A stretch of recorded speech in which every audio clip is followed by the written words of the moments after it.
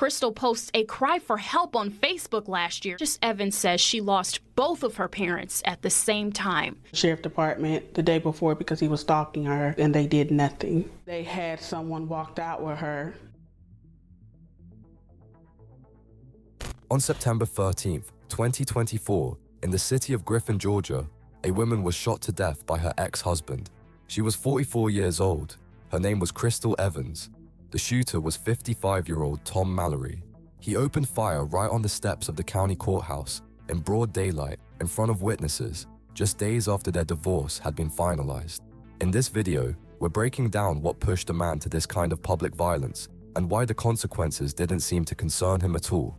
Crystal Evans was born November 16, 1979 in Griffin, Georgia, a small city in Spalding County about an hour south of Atlanta. She had a brother, Ray O'Neal Jones, who the family simply called Chip.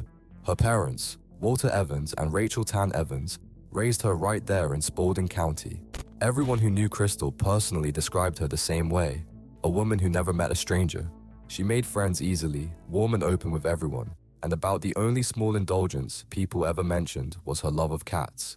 Professionally, she built a career as a realtor, work that depends on people trusting you, on negotiation skills, and on being comfortable with paperwork, contracts, and the legal fine print behind property deals.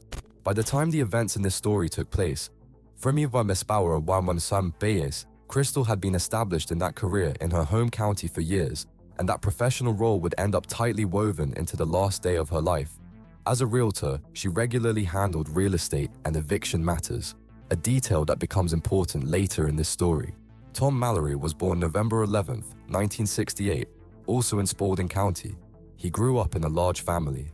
Herschel Lee Mallory Sr. and Lola Bird Mallory had 6 sons, and Tom was one of them, alongside his brothers Larry, John, Michael, Riddell, and Shedrick. He graduated high school in Griffin in 1986. From a young age, Mallory was a church-going man. He sang in the choir at Antioch Baptist Church and served there as a deacon, a role that requires the trust of the congregation and a reputation as someone honest and dependable. That reputation wasn't just for show. According to people who knew him, he genuinely invested in the life of his church for years, and that church-going image would later be one of the details that left a lot of people in town genuinely stunned by what happened. Professionally, Mallory went into construction. He became a contractor and started his own company, Mallory TM Contracting LLC, which did work throughout the county and was well known locally among people who hired him for remodeling and construction jobs. Alongside that, he got his real estate license too, meaning he formerly worked in the same industry as his future wife, knew a lot of the same people, and moved in the same professional circles. Neighbors and acquaintances described him as generous and hardworking, the kind of guy, as people like to say, who'd give you the shirt off his back, an image that, for many people in the community, stayed unchanged for years, regardless of what was actually happening inside his own house. By some accounts, Crystal and Tom had known each other since childhood. They were married more than 20 years and raised children together. To an outside observer, this couple looked close to a model marriage. 2 people from the same small town who found each other young and stayed together for decades while their peers split up and moved on. That's the picture neighbors, church members, business partners, and fellow realtors saw around them. A stable, long-standing, familiar family that, from the outside, looked like it had everything figured out. But behind closed doors, the reality of that house looked completely different. Spalding County Sheriff Darrell Dix would later officially describe their marriage in one phrase: a toxic relationship by every definition. There have been several domestic violence calls to the Mallory household. Dix says sometimes the violence was mutual and there were no witnesses to identify the aggressor. And that wasn't some outside judgment pulled out of thin air. The sheriff's office had responded to calls at their address repeatedly over a long stretch of time. Accusations went in both directions, and they came up regularly, year after year. In some cases, Crystal claimed her husband hit her and threatened her with a gun. In others, Tom Mallory himself claimed it was Crystal who attacked him and fired shots at him. Witnesses interviewed during those calls either saw nothing or described events in ways that didn't match either spouse's account. The versions never lined up. Any marks or bruises that turned up looked old, and there was typically no direct evidence favoring one side over the other. With no clear picture of what was actually happening, police technically had no grounds to arrest either one of them. Both were simply told they could go to a judge themselves for a warrant if they wanted to. Mallory was arrested once, but he made bond and the cycle just closed back up, leaving the case exactly where it had been years earlier. For anyone watching this family from the outside, calls like that, if word of them even got around, were easy to write off as an ordinary marital spat. The kind that happens in any marriage stretching across 2 decades. Nobody in the community, it seems, saw what was happening inside the Mallory house as a pattern of escalating, systematic violence. The public image of the hard-working contractor and church deacon completely overshadowed the version of events that had been quietly piling up in deputies' incident reports for years. Crystal made the decision to file for divorce in late 2022. The move came from her, and she was the one who filed the paperwork. Tom Mallory didn't accept that decision. According to her daughter Precious, her father didn't leave her mother alone even after the divorce proceedings started. He kept showing up, following both Crystal and the kids, and even drove out to her elderly mother's house, spreading the pressure to everyone Crystal cared about, not just her. Crystal, for her part, talked about his attempts to damage her credit during the divorce, meaning the pressure wasn't just physical or psychological, it extended into her finances too, an area where anyone going through a divorce is already especially exposed. The divorce process itself dragged on for almost 2 years, from the filing in late 2022 to the final ruling in the fall of 2024. And the whole time, according to her daughter's account, the pressure on Crystal never let up, not for a single day. When the divorce was finalized, Mallory sent his ex-wife a text made up of just 2 words, "Not happening." Divorce, this man literally texted her, "Not happening." Her daughter Precious would later cite that message to the press as a symbol of how her father viewed the divorce as a whole. In her words, he never treated their separation as something real, something final, something that could actually happen without his say-so, no matter what the court decided. Starting in August 2024, Crystal began openly and deliberately documenting what was happening on Facebook. On August 3rd, she wrote, "Leave her kids and her mom alone," and that she had photos of him following and intimidating them. In another post from that same period, she put it even more plainly. It was heartbreaking having to live in fear for her own life and her children's lives, and if anything happened to her, people should know who did it. That this man had told her many times he would kill her, and that she was posting this to try to leave a documented trail. She called him extremely dangerous. A year earlier, in 2023, she'd already written a line that reads almost like a message left behind in case of her own death. If anything happened to her, people should know that Mallory did it. Crystal posts a cry for help on Facebook last year saying, "Please know if something happens to me, Tom Mallory did it." In her posts, she also mentioned having photographs proving her ex-husband was following her. These weren't random emotional outbursts from someone worn down by conflict. This was the deliberate, methodical construction of a digital paper trail by a woman who clearly understood exactly how much danger she was in, and who apparently didn't fully trust the system to protect her if it came down to it. Otherwise, why leave behind public, dated, easily verifiable evidence for the possibility that she wouldn't survive? And yet Crystal wasn't hiding or putting her life on hold. She kept working, kept raising her kids, kept up her friendships, and, based on conversations with people close to her, seemed to feel more and more relief as the date of her final divorce approached. What exactly happened between these two people over more than 20 years of marriage? Whether a slow build-up of control and jealousy turned an outwardly calm relationship into a battlefield, or whether the toxicity was there from the very start and simply stayed hidden from outsiders for a long time, can't be said with certainty. What can be assumed is that Mallory didn't experience the divorce as a legal formality, but as the loss of control over a person he'd considered his for 2 decades. There's another question that still doesn't have an answer. Why, with all those repeated police calls, with mutual accusations stretching on for years, was there never enough evidence for the system to step in seriously and permanently? Was the toxicity in that relationship really as mutual as it looked on paper? Or was one spouse consistently the more vulnerable one without being able to prove it? A question that will likely stay open. For years, this toxic marriage remained, in effect, a private matter between 2 people, known only to neighbors and whichever deputies happened to be on duty. Right up until the moment one side decided to end it formally, through the courts, and the other side, by all appearances, treated that decision as something he simply couldn't accept. Before we go further, if this case has your attention, hit that like button. It tells us these are the stories worth telling. subscribe so you don't miss the next investigation, and drop a comment. What's your read on this case so far? Now back to it. Friday, September 13th, 2024. Shortly before noon, Crystal Evans and Tom Mallory were both, at the same time, inside the Spalding County Courthouse in downtown Griffin, the same government building that the entire business life of a small city tends to revolve around. People come here for divorce cases, property disputes, rental and eviction matters. That day, on an ordinary schedule, hearings were running one after another. Deputies were posted at the entrance as usual, and traffic moved through the streets around the building the way it always does on a Friday around noon. 2 days earlier, on Wednesday, September 11th, that same court had put a formal end to this particular chapter. Crystal and Tom Mallory's divorce was officially finalized, and in that same ruling, the judge issued Crystal a permanent protective order against her ex-husband. A permanent protective order isn't a temporary measure. It's a long-term court ruling that legally requires one party to stay away from the other. For Crystal, that meant the law had formally stepped in to protect her, and it had done so inside these very walls, the same courthouse both of them would walk back into just 2 days later. My mom literally called the sheriff department the day before because he was stalking her.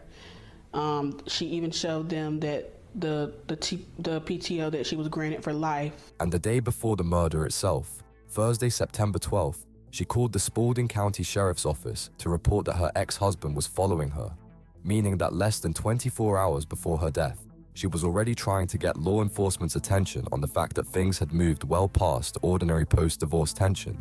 The hearing that brought both of them there that morning had nothing to do with the divorce itself. Crystal was at the courthouse for an eviction matter. She was there in her professional capacity as a realtor, not as a party to the divorce case. Hearings like that are a routine, ordinary part of a realtor's job in Georgia's magistrate and superior courts. You show up to represent a client's interests or confirm details of a transaction, and in most cases, it has nothing to do with anyone's personal life. For Crystal, this was just part of an ordinary workday, one that happened, through a pure coincidence of professional scheduling, to put her in the same building as her ex-husband, who also held a real estate license and could just as easily have had his own business there that day. At the hearing itself, besides the judge, the room held Mallory, Crystal, their attorneys, and a friend of Crystal's, meaning both of them being in the same courthouse on the same day wasn't some cosmic coincidence, but a direct result of the fact that their lives kept overlapping even after the divorce. The same town, the same professional world, the same legal system. By some accounts, that same day, a close friend of the family asked someone to arrange for Crystal to be escorted to her car once the hearing wrapped up. Exactly who that request was directed to, whether it ever reached the deputies on duty, and whether anyone in a position to act on it actually heard it, is a point sources disagree on, with no clear answer. It might be the single most painful detail of the entire day. If a request like that really was made, it means someone in Crystal's circle already sensed danger in those specific hours before anything had actually happened.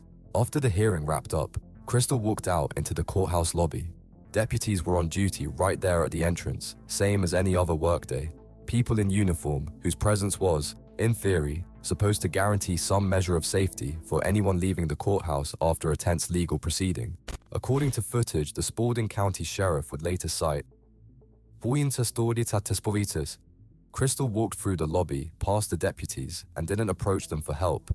Didn't ask to be walked to her car. She headed to her car, parked parallel to the curb on 6th Street, facing north, just a few dozen steps from the courthouse's main entrance.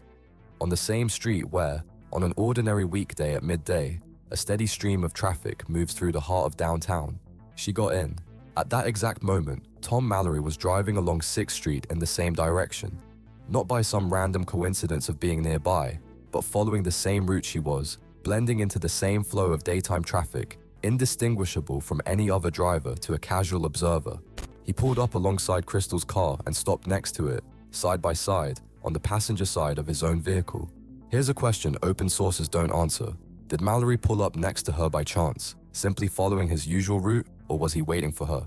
The mere fact that he had a gun with him that day, the same day both of them were expected to be in the same courthouse, leaves both possibilities open. A spontaneous outburst triggered by a chance encounter, or a planned attack disguised as coincidence on a busy city street.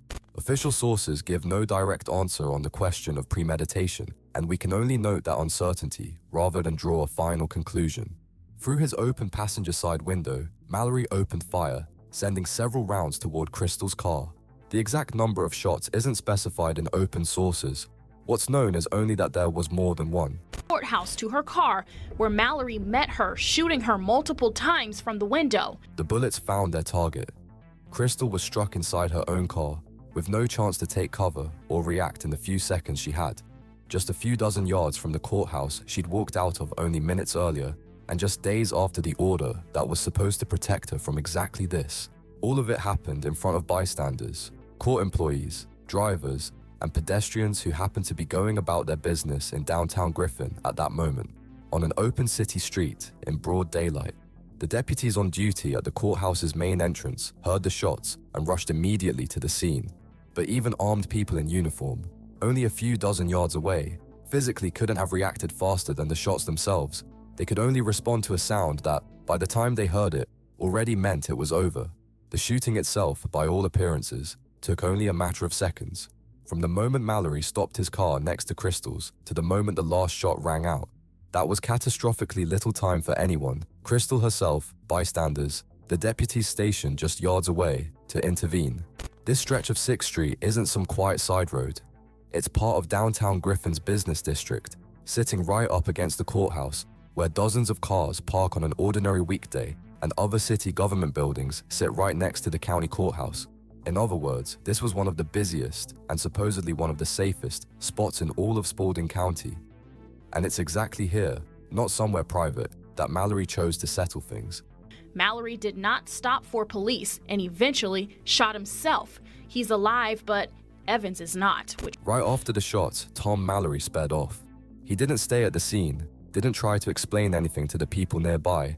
Instead, he turned his car around and headed east onto Solomon Street, away from the courthouse, away from the spot where, just 5 minutes earlier, the woman he'd spent more than 20 years married to had been sitting in her car. A patrol car, responding to the sound of gunfire and the first reports of what happened, immediately gave chase. Mallory didn't comply with orders to stop. He ignored the pursuing patrol car's signals more than once, continuing through the streets of Griffin at a point when any oncoming car or pedestrian in his path risked being hit. Exactly how long that chase lasted isn't specified in open sources. What's known is that it ended not in a capture or an arrest, but in a decision Mallory made himself, alone. When he finally stopped, he didn't step out with his hands up and didn't try to surrender to police.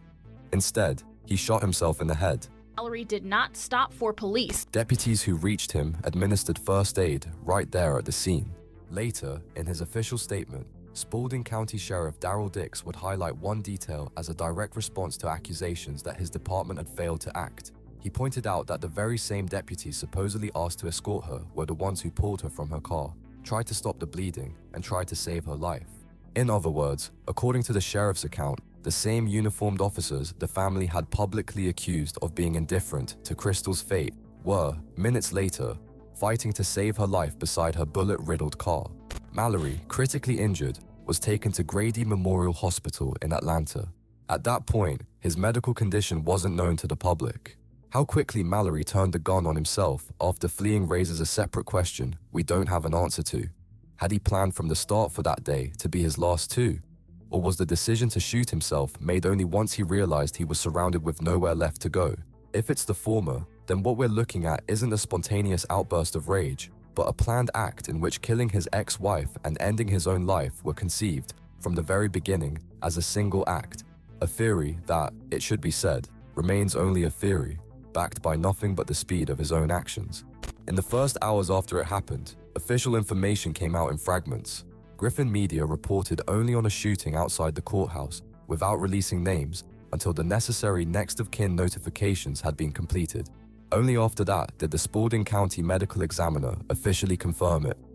44-year-old Crystal Evans, formerly Crystal Mallory, had died of gunshot wounds. Griffin police named her ex-husband, 55-year-old Tom Mallory, as the suspect. The victim's daughter, Precious Evans, became the main voice of the family in the days right after the tragedy. She gave several interviews to local TV stations, and in nearly every one of them spoke with real pain about how she'd seen her mother in the weeks leading up to the murder. How happy Crystal had felt since the divorce, how free she felt, how they'd even talked about throwing a party to celebrate. She felt free, we were even talking about doing a party. That contrast, recent joy at finally being free, followed by sudden death just days later, would become one of the central themes running through every piece of coverage that followed. Called the sheriff department the day before because he was stalking her, and they did nothing. Precious also told reporters what had happened just the day before the murder, that her mother had literally called the sheriff's office the day before because he was following her, and that they did nothing, and that if someone had walked her to her car, the way her friend had asked, she'd still be alive. Issue a warrant. Instead of the judge taking him in right then and there, the judge said that he could turn himself in Monday night. She was also the first to publicly raise something she found especially hard to understand. A judge had issued a warrant for Mallory's arrest, but instead of taking him into custody right away, allowed him to turn himself in voluntarily on Monday, even though, by that point, Mallory himself was already in intensive care after shooting himself, which made the whole idea of a voluntary Monday surrender essentially meaningless. Facing mounting criticism, Spalding County Sheriff Darrell Dix posted a lengthy statement on Facebook laying out his department's official version of events. He described Crystal and Tom Mallory's marriage as a toxic relationship by every definition, pointing to a long history of police calls to their address over the years. He confirmed both sides had repeatedly accused each other, Crystal alleging threats and beatings, Mallory claiming it was Crystal who attacked him, and that without witnesses or clear-cut evidence, his department had no legal grounds to arrest either spouse.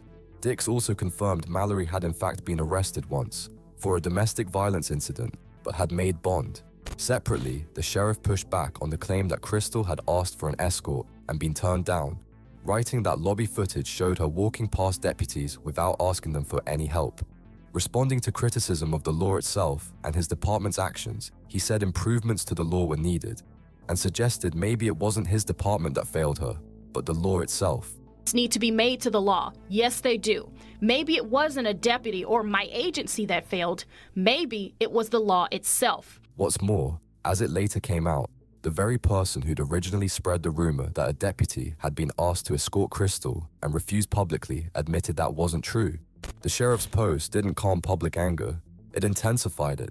Part of the online audience read the phrase toxic relationship by every definition as an attempt to shift some of the blame onto the victim herself, treating a woman who'd spent months publicly documenting threats against her as equally responsible as the man who ultimately picked up a gun and opened fire in the middle of the street.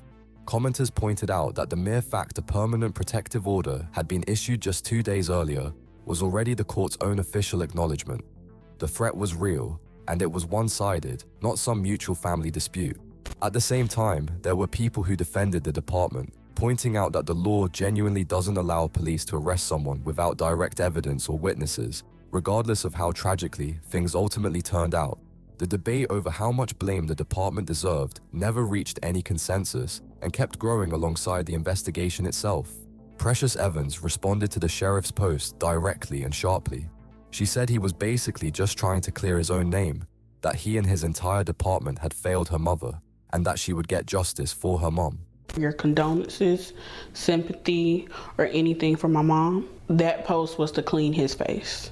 The case drew national attention almost instantly, reaching far beyond Griffin.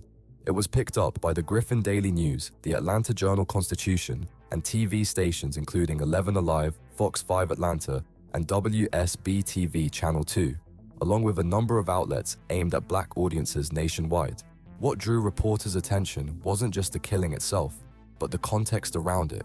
A woman who had publicly and repeatedly warned in advance that this specific man was going to kill her was shot dead by that same man just days after a court decided the threat was real enough to warrant a protective order.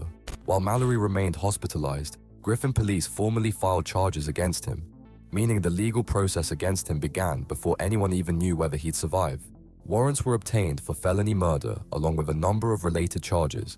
According to a later arrest summary, the list of charges included first-degree forgery, a charge whose origin and connection to the main case is never explained in any open source, and remains one of the details of the story that never got a public explanation. Precious says she's going back to the courthouse to rally for justice Wednesday and plans to hold a vigil for her mother on Thursday. In those same first days after the tragedy, Precious Evans announced her plans going forward. She said she intended to organize a demonstration outside the county courthouse on Wednesday and a memorial evening for her mother on Thursday. The family's way of answering the system's silence with a public demand for justice of their own. At the same time, Abemi Abasia Sambayam Asim Pine, she said plainly that she felt no sympathy at all for the man she referred to as her father. In her view, he'd planned what happened in advance and knew exactly what he wanted to accomplish. Meanwhile, Tom Mallory's condition at Grady Memorial Hospital remained critical, and whether he'd live long enough to face a court for what he'd done remained an open question. One the city wouldn't get an answer to for several more days.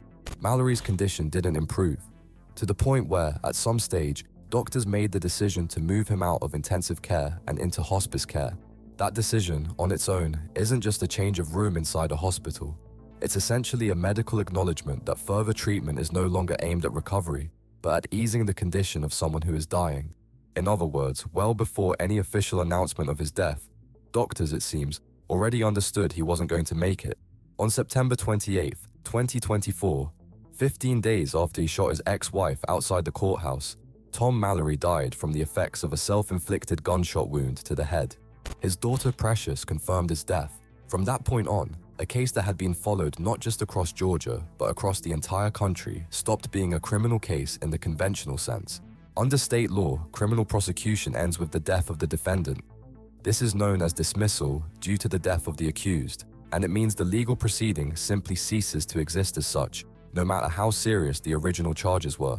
There was no trial.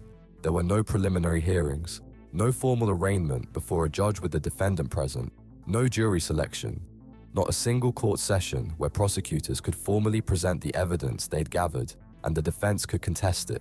That's exactly why a whole series of questions raised earlier in this story will never get a formal, legally confirmed answer. Whether that encounter on 6th Street was a planned ambush or a spontaneous reaction to a chance meeting, a question that could have been explored at trial through phone records, camera footage, and witness testimony, will now never get an official answer.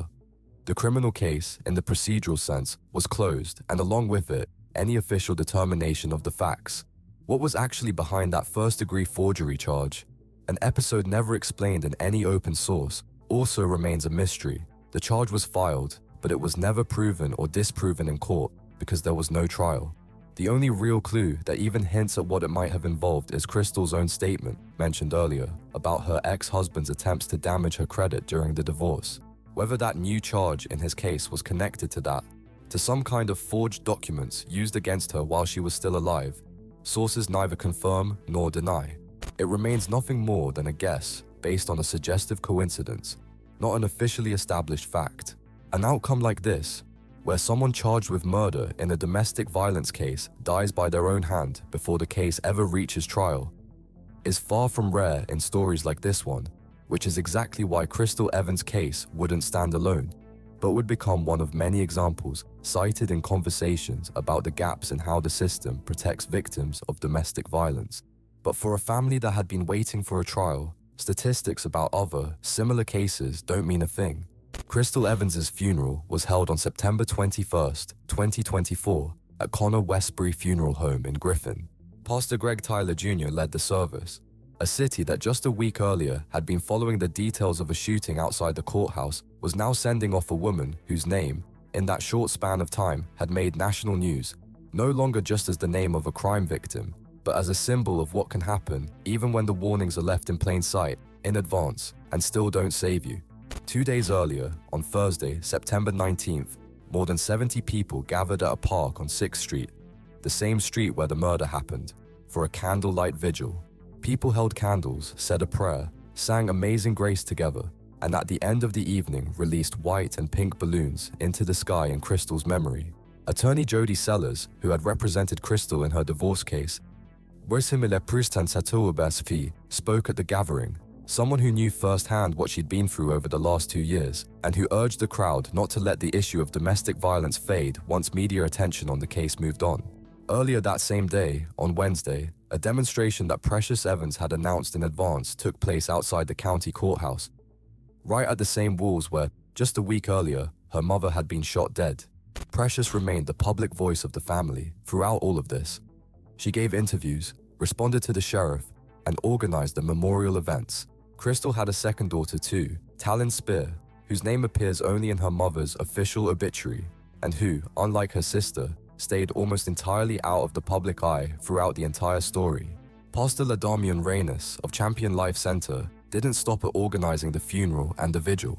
He wrote a letter to State Representative Patty Marie Stinson, proposing a legislative initiative that came to be called Crystal's Law.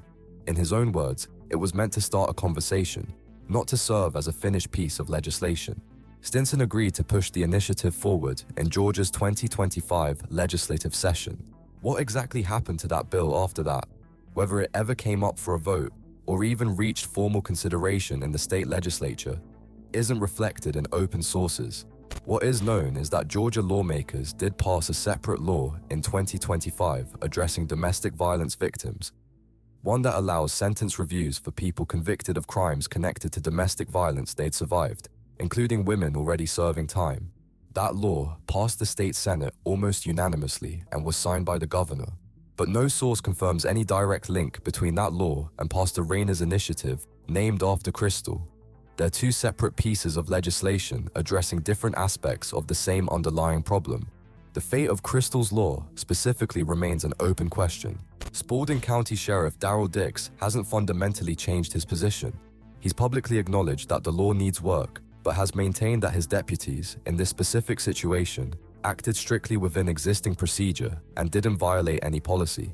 For his department, the case was formally closed the moment criminal proceedings against Mallory himself ended, and no open source mentions any disciplinary action or internal investigation involving sheriff's office personnel in connection with this case. For Crystal's family, that meant the only real outcome of their public fight with the department was an acknowledgement that the law, broadly speaking, has a problem, not any acknowledgement of personal or institutional responsibility for the specific decisions made that day. In November 2024, Tom Mallory's own obituary was published,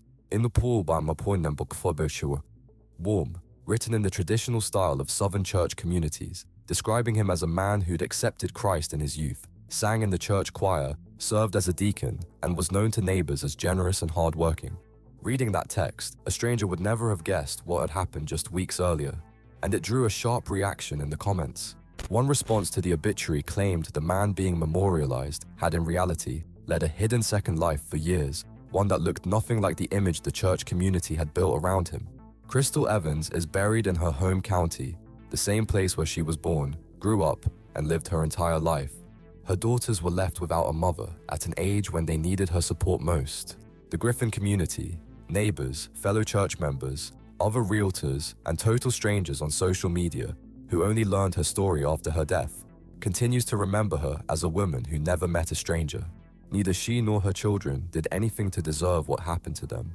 When a woman herself, in advance and in public, paints a portrait of her own future killer on social media, names him directly, and leaves behind a dated paper trail, and the system still isn't fast enough to save her, the question of who's responsible doesn't have a simple answer. Is it her for staying silent too long before she started speaking out? Or is it the state for hearing her and still failing to act in time?